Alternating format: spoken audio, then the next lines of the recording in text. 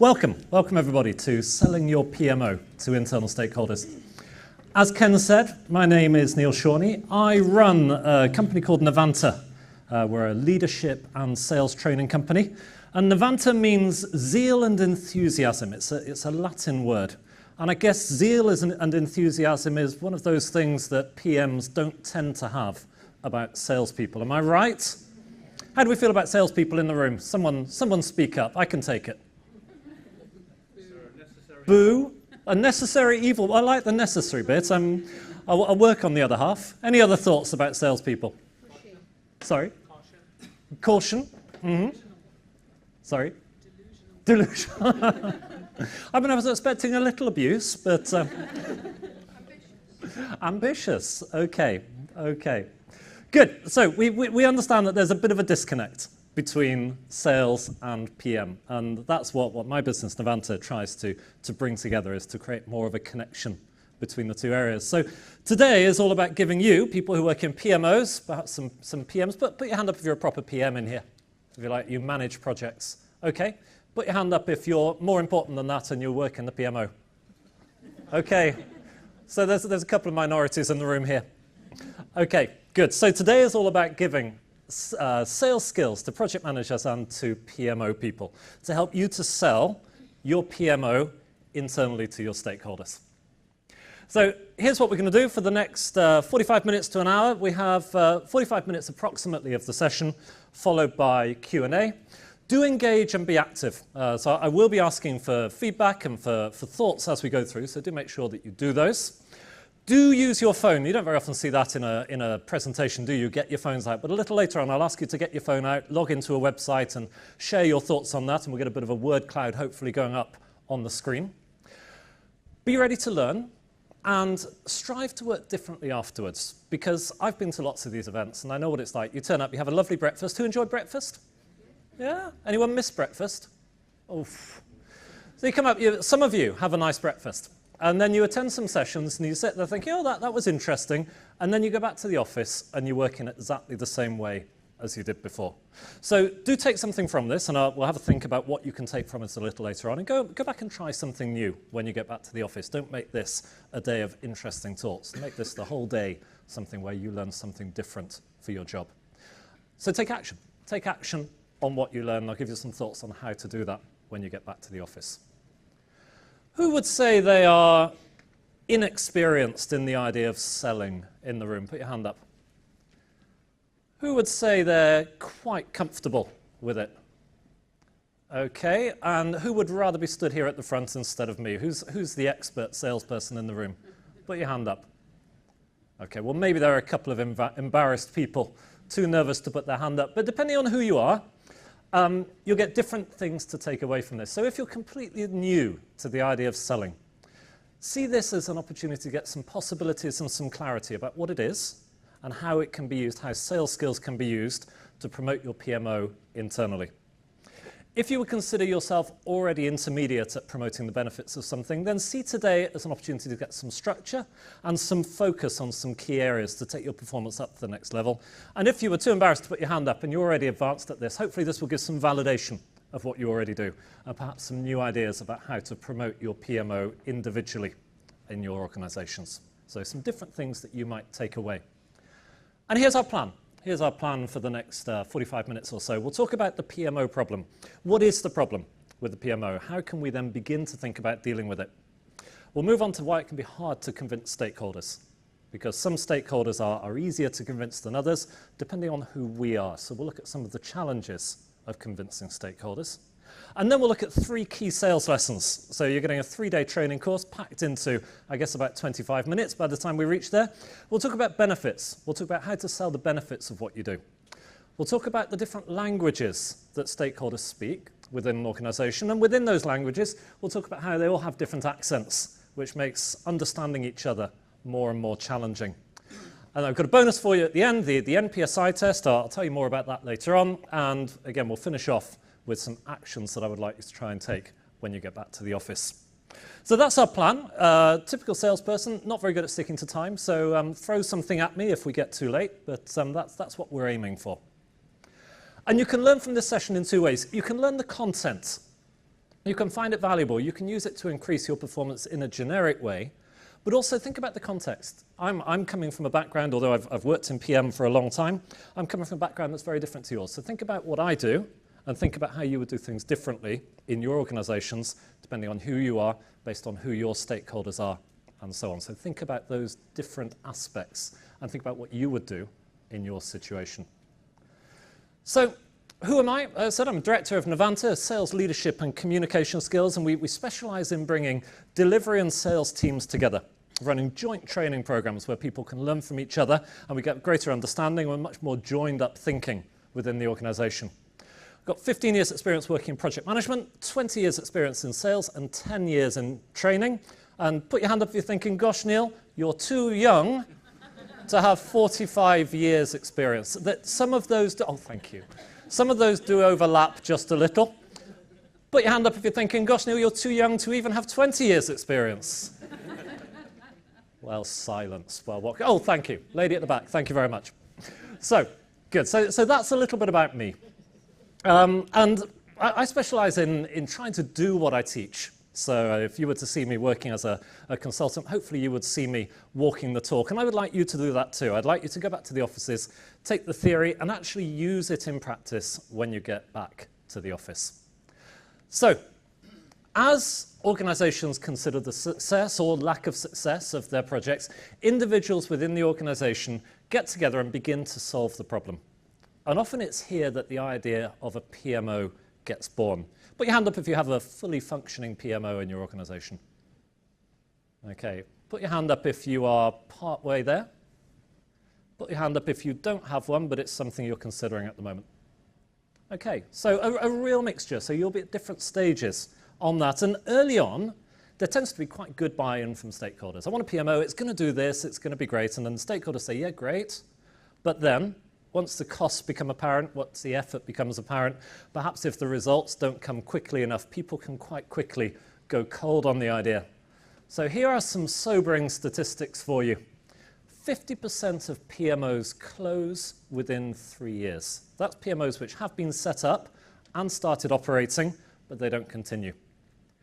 68% of stakeholders, remember it's stakeholders that we're trying to sell to, feel that their PMOs are too bureaucratic. So there's a bit of a perception problem as well.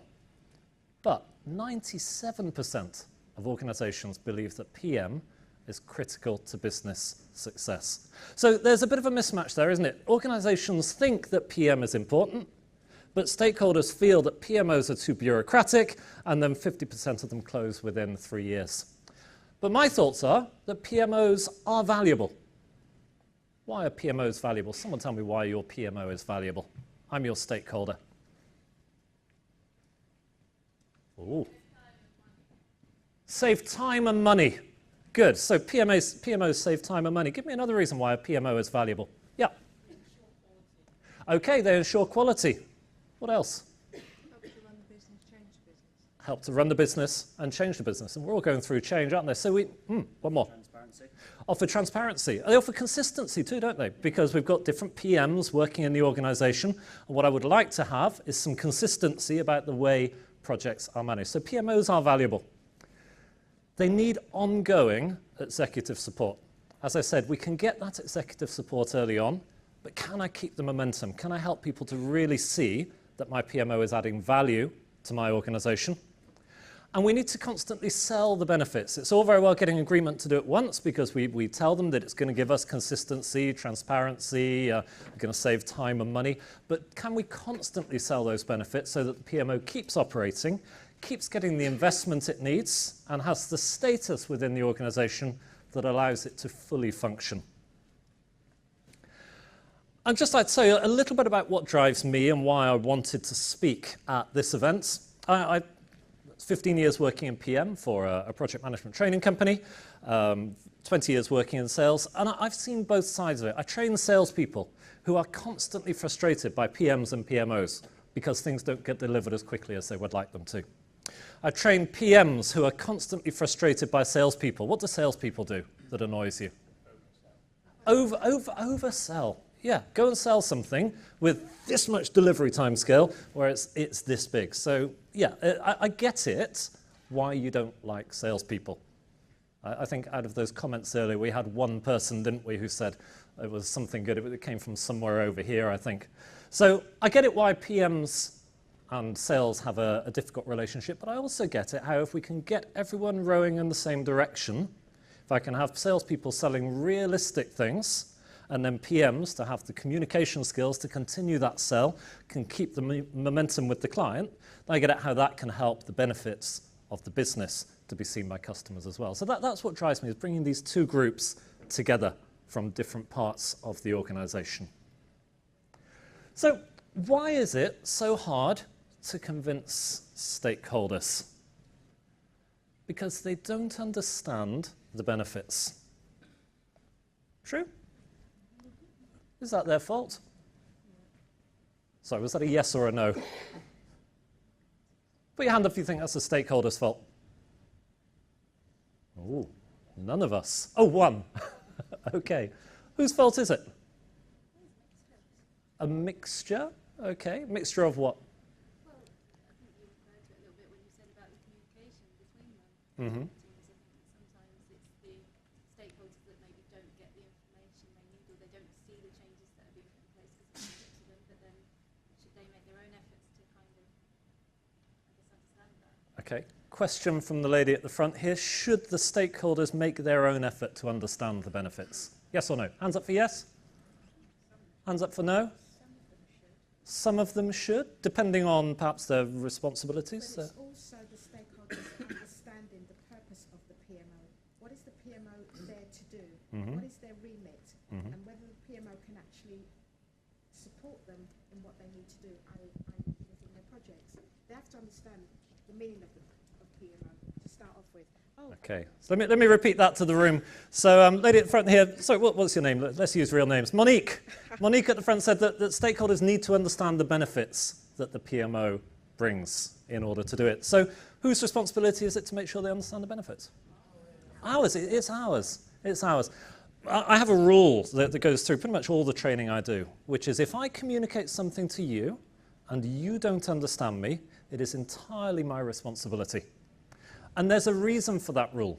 In reality, it might not quite be accurate because maybe you should be listening more, maybe you should be taking more of an interest in that part of the business. But the reason for that rule is that if I blame you for misunderstanding me, all I will do is communicate the same way next time and hope that you take a different approach. If I blame myself, that forces me to do something different. And what's Einstein's definition of madness?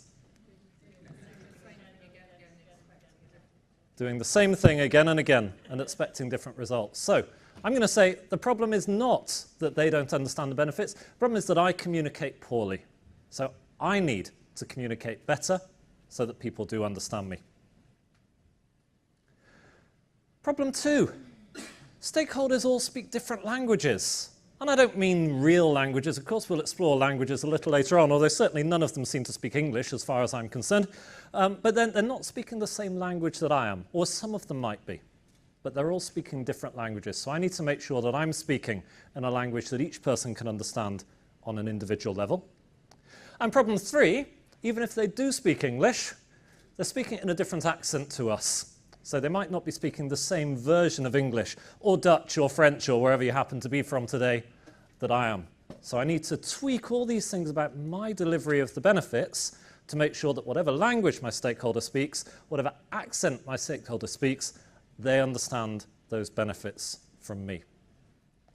So that's what we're going to do. We're going to start on looking at benefits, then we'll look at languages, and then we'll finish off with looking at accents. And hopefully by the end of today, you have a good toolkit to go back and sell your benefits internally. So I mentioned telephones. Could you get your phone out, please? And we've got Wi-Fi here, and I've been warned that this might all go horribly wrong if you all try to log in at the same time. But let's see how we do. Could you go to menti.com, www.menti.com, M-E-N-T-I, and it will ask you for an access code, which is 366625.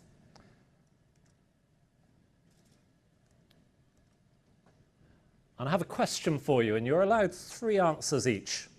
What benefits, in as brief language as possible. Let me put that back for you. A couple of people. So menti.com 366625.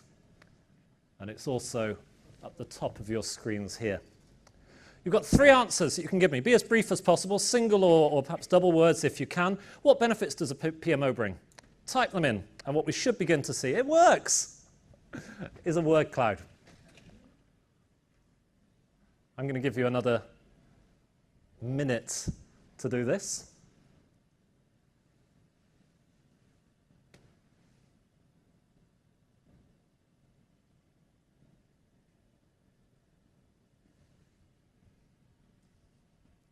Well, there's a theme there, isn't there?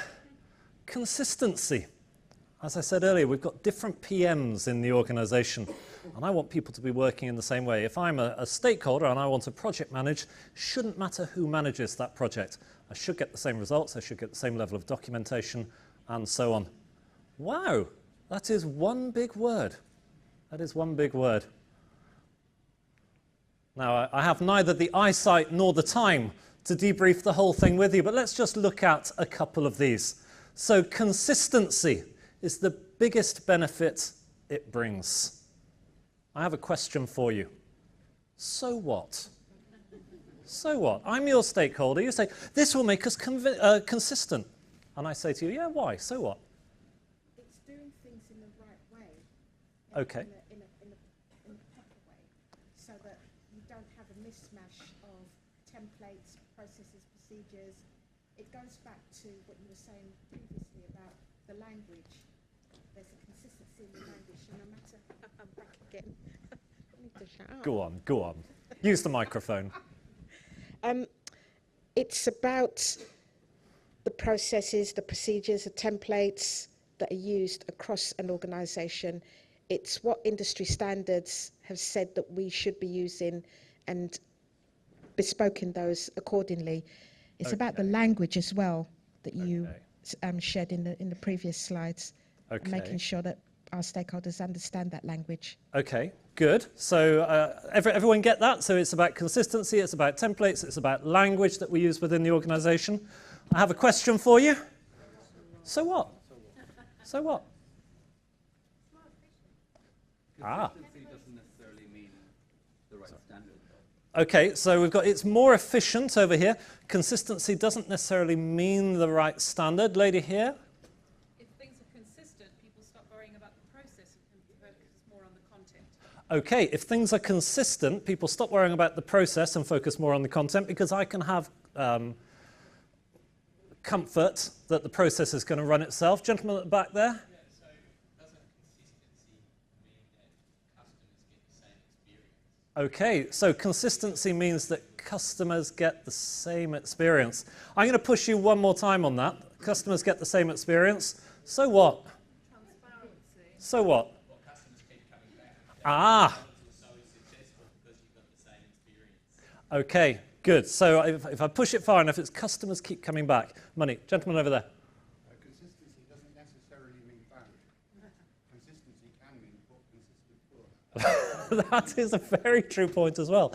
Consistency can mean consistent poor value, consistent bad processes. But yeah, consistency, at least we can then work with it as a group rather than as 15 different individual issues within the organisation. So hopefully you get the message here. We could do this on a number of those, but we won't. These are features. These are features which an organisation brings, and I need to translate these into values. Let me get my slides back up. Benefits. So there are 3 types of benefit. Strategic benefit. What does that mean? What do you think strategic benefit might mean? This is the easy one. Come on. Meets the corporate strategy. It helps us towards the corporate strategy. Yeah, as a corporate goal, this is where the organisation is going. Strategic benefit will help the organisation to get to where it wants to be. Financial benefit. Someone mentioned this earlier on. What do I mean by a financial benefit? Sorry? Does it make money or save money? Good, yeah. So is it helping that the profit loss account of the organisation? Will my PMO bring a financial benefit to the organisation? And my third type of benefit is an interpersonal benefit. What might an interpersonal benefit be? Engagement, yeah, engagement between people in the organisation, across the organisation. Could also be on a more departmental scale, engagement between project management and other parts of the organisation, as I've said. So if I want to communicate properly to my stakeholders, I need to show them the value, the benefits, and there are 3 types of benefit. Strategic benefit, is it going to help our organisation get where I want it to? Financial benefit, is it going to improve our profitability? And interpersonal benefit, is it actually going to help engagement, help people to work together better for the benefit, ultimately, as the man said at the back, of our customers? Now, how do we communicate benefits? It's hard. I do a lot of work with private clients, particularly coaching people to help them to put together business cases for PMOs and other things, and people find it hard to get beyond the features. So, give me a feature of a PMO. What do I mean by a feature? Something I offer, something which the PMO does. Training? Yeah, absolutely. So training would be a feature of the PMO. And that then leads into an advantage. What's an advantage of training? Why is training good? Okay, people know what's expected of them. Give me another reason. Increases skills, increases expertise. Good. General benefits, general advantages of training. And the benefit is, what does that mean to you, Mr. or Mrs. Stakeholder? How is that actually going to help? And that has to be something strategic, financial, or interpersonal. So an analogy I sometimes use, you know those water bottles with the sports caps? A feature of those water bottles is it has a flick-over cap. An advantage is I can drink from it without spilling it. The benefit to me is that I won't walk around Oxford Street with a wet shirt. Simple as that, but we need to communicate our features in that way. Yes, it brings consistency, is a feature. The advantage of the consistency is... Someone? An advantage of having consistency, that was our top feature. Yeah, helps people to understand it. And over here? You know what to expect, good. The benefit is... As the man said at the back, customers have a solid expectation of what they will get. Internal customers, external customers, people will keep coming back to us. We will create that good impression, make it strategic, financial, or interpersonal.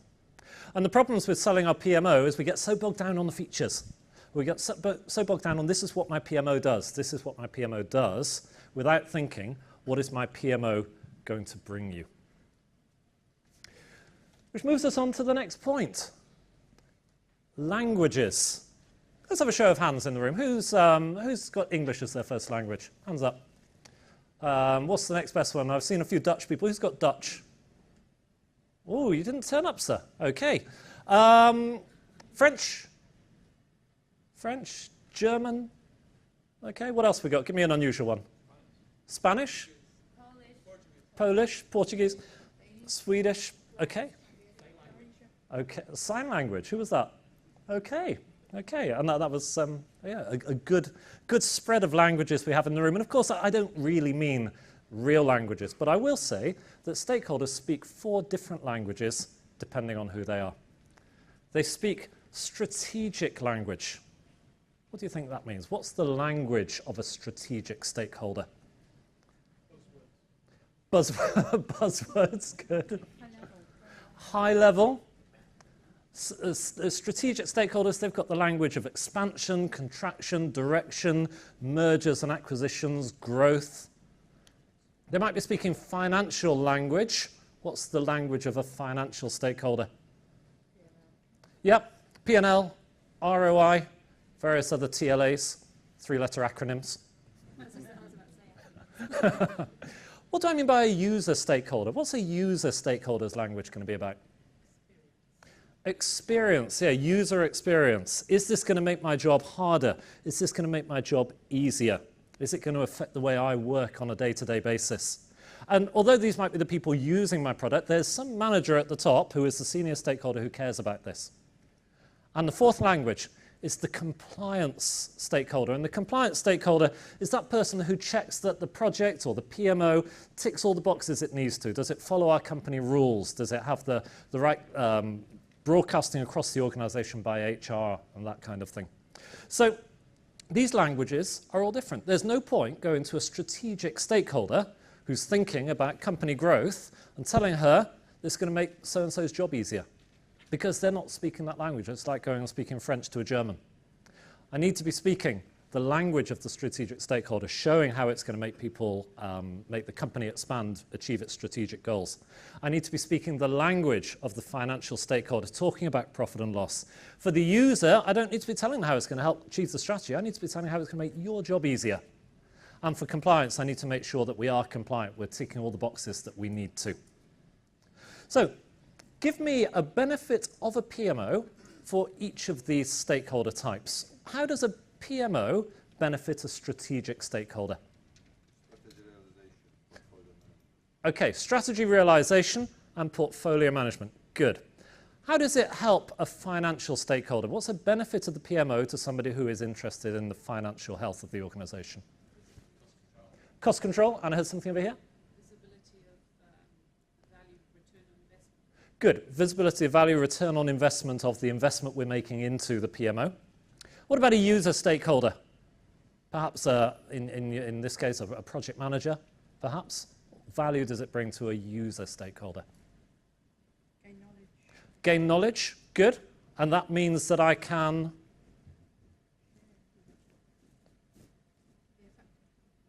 Yep.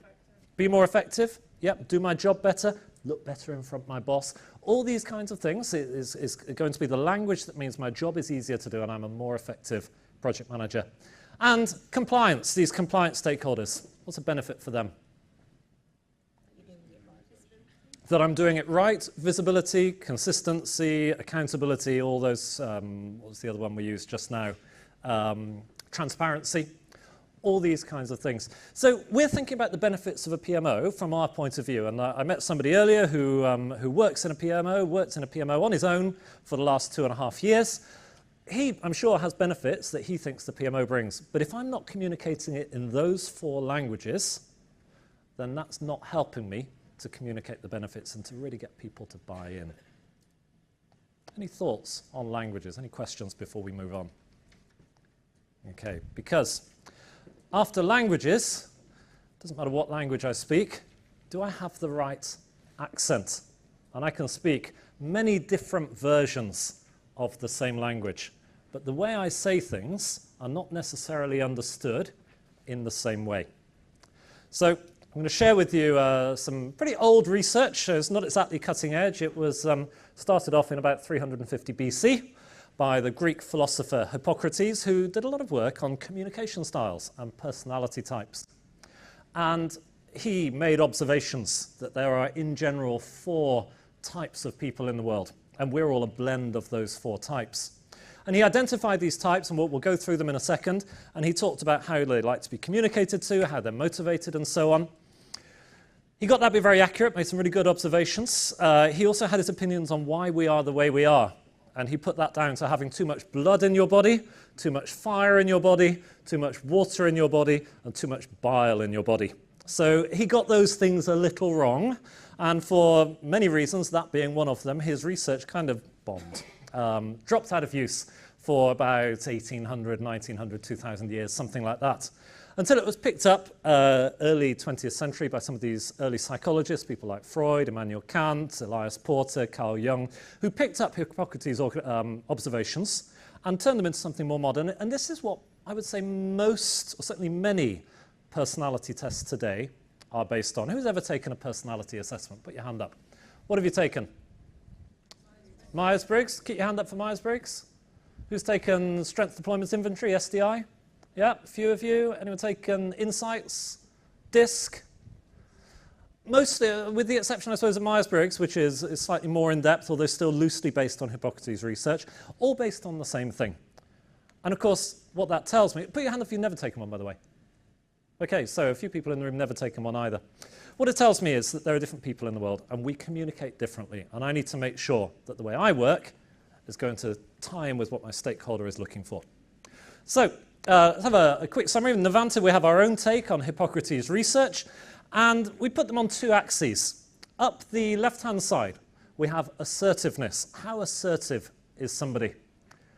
Isaac, I have a meeting with Monique tomorrow at 10 o'clock. Can I have that information I asked for on my desk by 5? Thank you. Very assertive. Or Dominic, got a meeting with Monique tomorrow. Just thought I'd let you know. And then I hope Dominic comes offers me the information. So assertiveness, how willing am I to push for what I want in an organization or in life? Do I ask for things, or do I hope that people will just offer them to me? And along the bottom, emotiveness. A couple of ways we can look at this. One of them is, how much of myself do I like to bring into the workplace? Is there one Neil in the workplace, and if you see me at the weekend, you'll see someone completely different? Or is there just one Neil all along, and you get me as I am? That's one way to look at it. The other way we can look at it is, how do I like to make decisions? Do I like to make my decisions low emotiveness based on data, or high emotiveness based on gut feeling? So 2 ways to look at it, yet quite similar results, depending on what you're most comfortable with. And then depending on where you sit on that, we give you a name. So if you are high assertiveness, low emotiveness, I'm going to say you are a realist, and we'll talk about what these mean in a second. If you share high assertiveness with the realist, but you're more emotive, you bring more of yourself into the workplace, we say you are an idealist. Lower assertiveness, but still bringing something of me into work, I'm going to say you are a harmonizer. And low assertiveness, low emotiveness, I'm going to say you are an investigator. And there's no right or wrong. It's important that we know our strengths, it's important that we know how we communicate, and it's useful if I know how my stakeholder communicates as well, because then I can tweak what I do. As we said, it's my responsibility to communicate effectively, so I can tweak my way of communicating to match my stakeholders' accent, their communication style. So, there are 5 clues that I can get for what someone is. I'd like you to think, I'm going to go through these. As I go through them, think about who you are. Also think about perhaps one of your key stakeholders, or a colleague, or I don't know, somebody at home, and think about what they are as well. First one is motivation. What motivates me? Very high level, what motivates me is one clue. The next 3 are the 3 parts of communication. What are the 3 bits that make up any communication? Language, I had verbal and non-verbal. So I'm going to say language, the words I use. Non-verbal, my tone of voice. And the third one, I call that the words I use. Gestures, body language. Yeah, so those 3 things will give us clues to who I am and who other people are.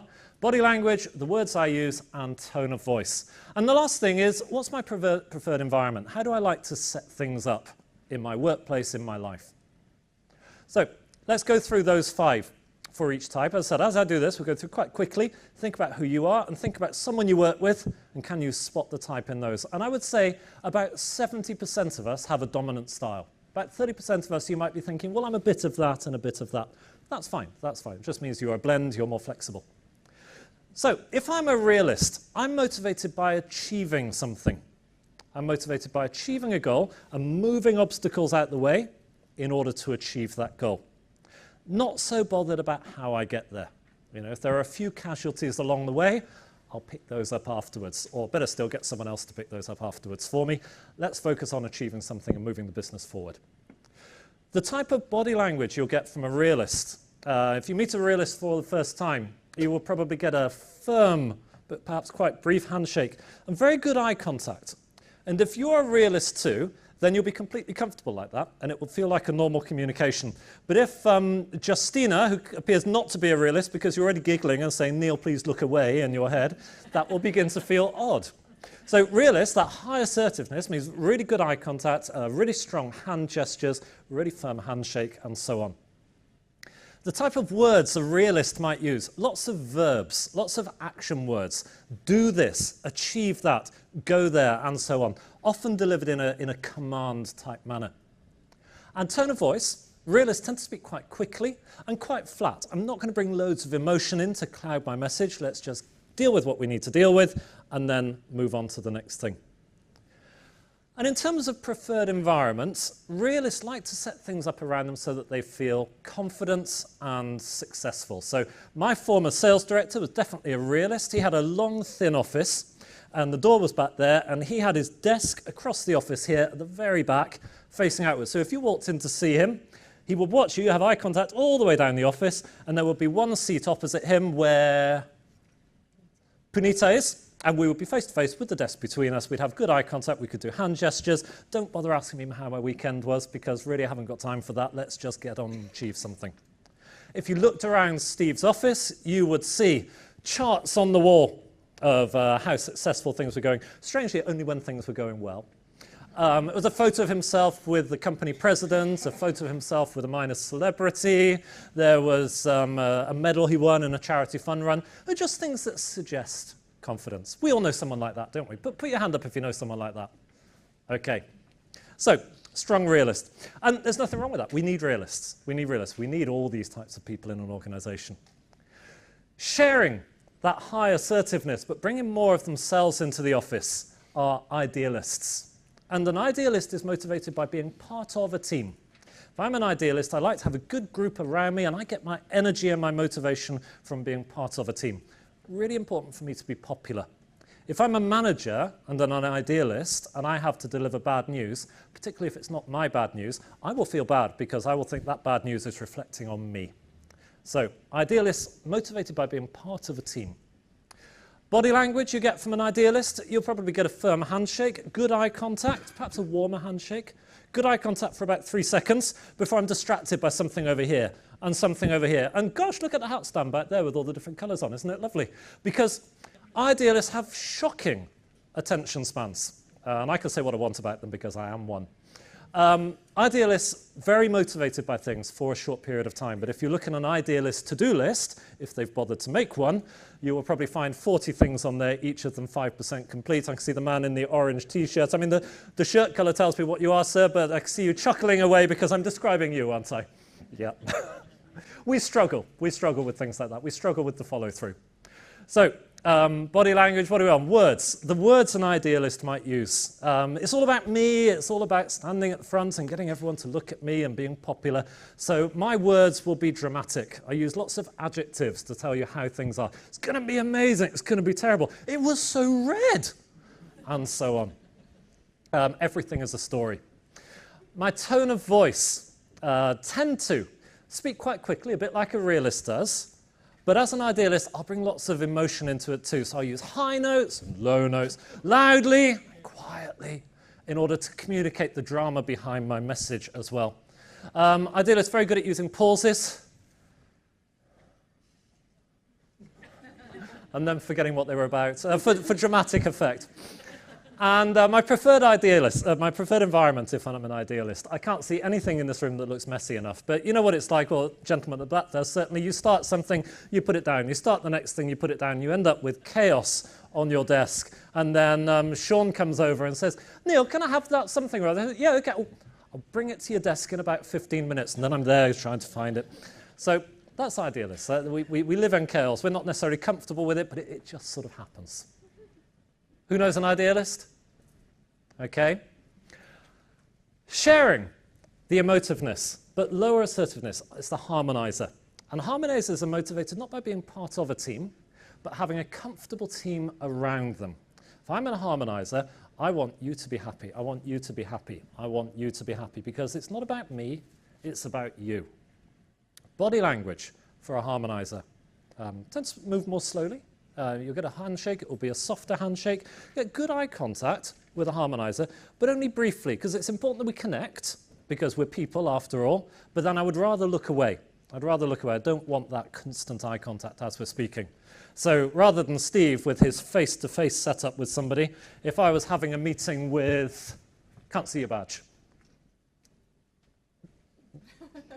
Help me on that one. It's Mary. I would rather sit here.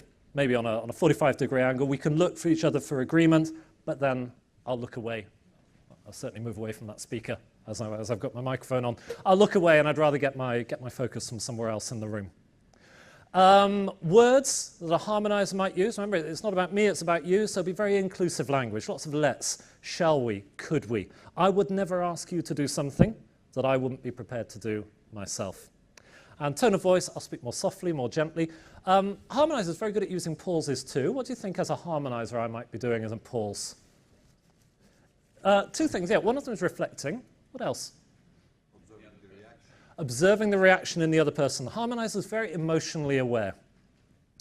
Preferred environment for a harmonizer, I'll probably have something of myself in the office. I had a harmonizer working in my team for a number of years. She used to sit next to me.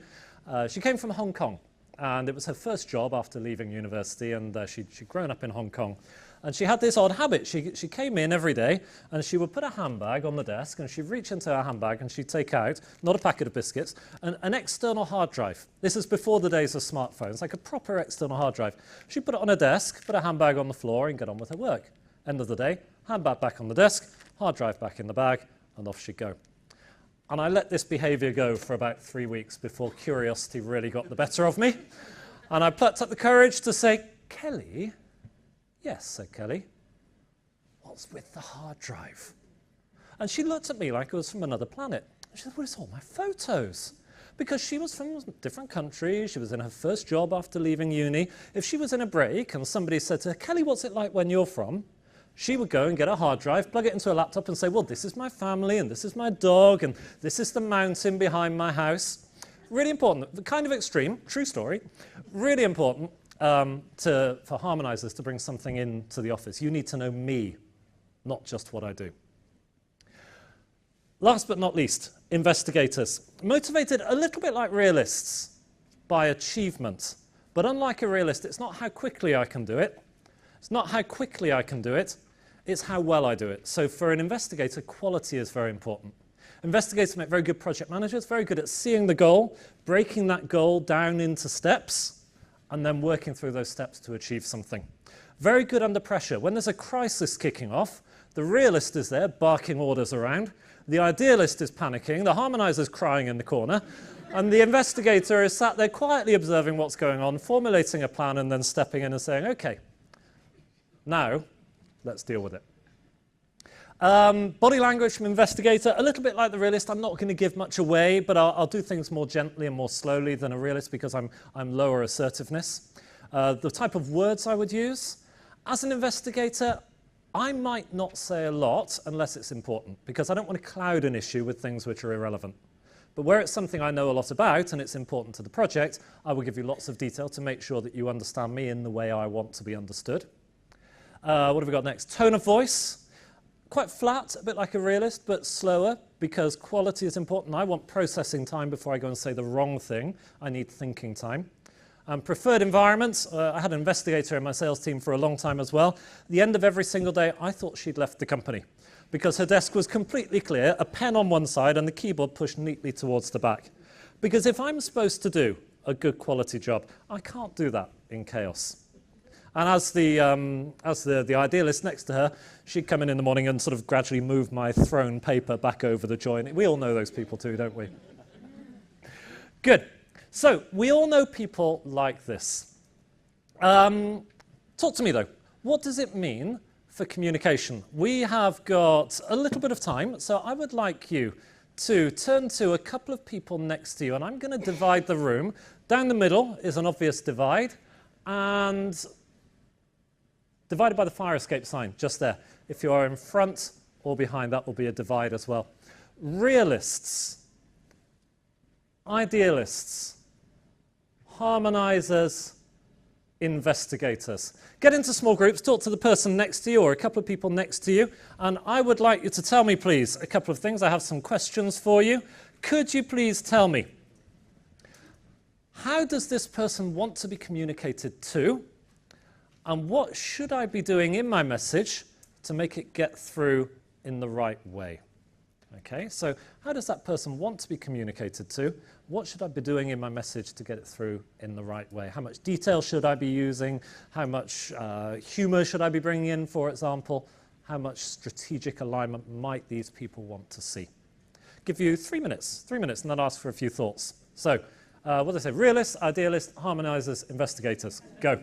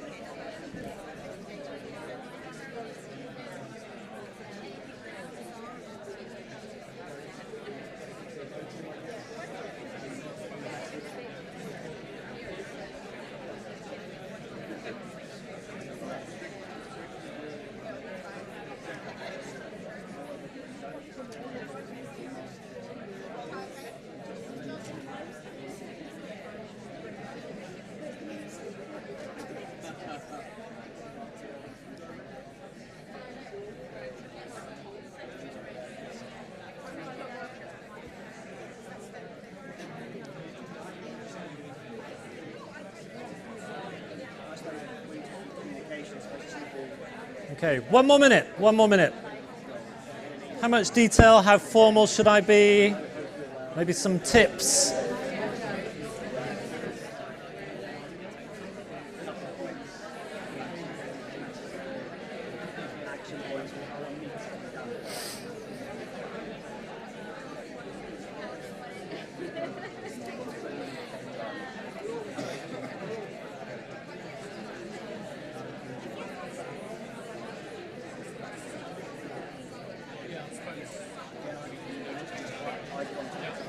Okay, so let's bring this back together and let's hear some tips from the people dealing with each type.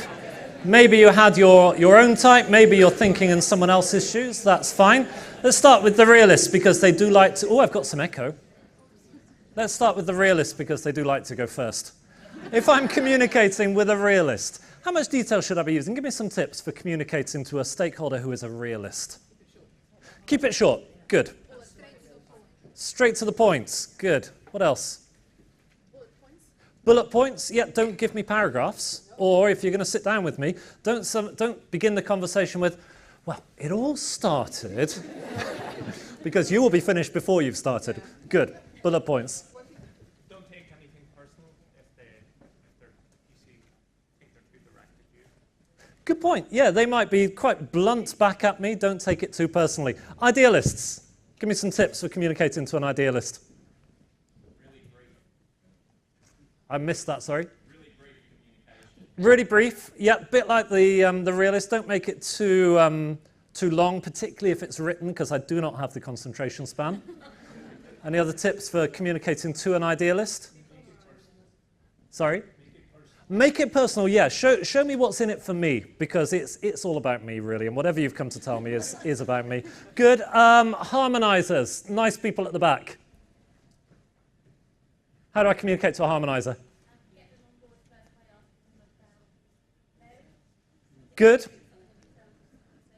Don't miss the small talk. Don't miss the small talk, because that's important, and help me to understand the effect on the others in the organization, too. And what are we talking about? Investigators. Facts. Details. Good. No small talk. Yeah, I do need the detail if I'm an investigator. I need to have confidence that it's accurate. Good. So, to tie it up, how do we bring all this together? Well, my 3 lessons for you. When I came in, I had half a room of PMO people and half a room of PMs. Now I've got a whole room of salespeople. Sorry about that. Sell the benefits. Remember, feature, advantage, benefit. That's the first thing. Very easy to get stuck on the features of my PMO. Tell me, if I'm your stakeholder, tell me what's in it for me and for the organization. Do it in the individual stakeholder's own language, strategic language for those strategic people. Profit and loss, ROI for the financial people. For the users, tell me how it's going to make my life easier, going to help make my performance better. And for the compliance stakeholders, show me how it's aligned to everything it needs to be. And do it in the right style. Do it in the style for a realist, for an idealist, for a harmonizer, and for an investigator. And remember, you might have these all people in the room at the same time. You're not going to be, certainly not going to go into someone in a Myers-Briggs test before you go and speak to them, are you? So you need to bring in bits of language for everyone into those meetings that you have, if necessary, unless you're speaking to just one-on-one. Good. So, to finish off, I promised you a bonus at the end. If it was, sir.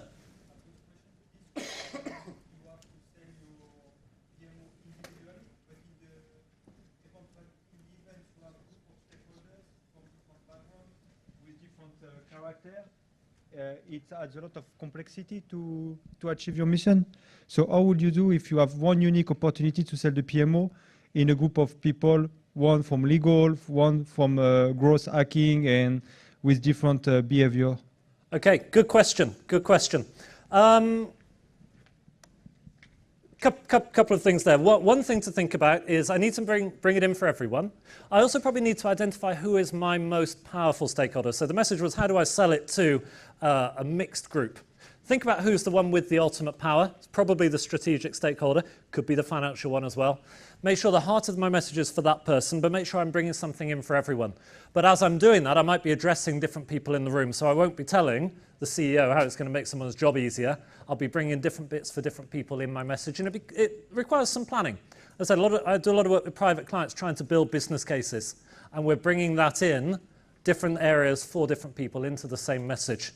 You might start off with a high-level overview for the realists and the idealists, and then go into detail, by which point those people have switched off anyway, for the harmonizers and the investigators. You need to create a mixed message for different people.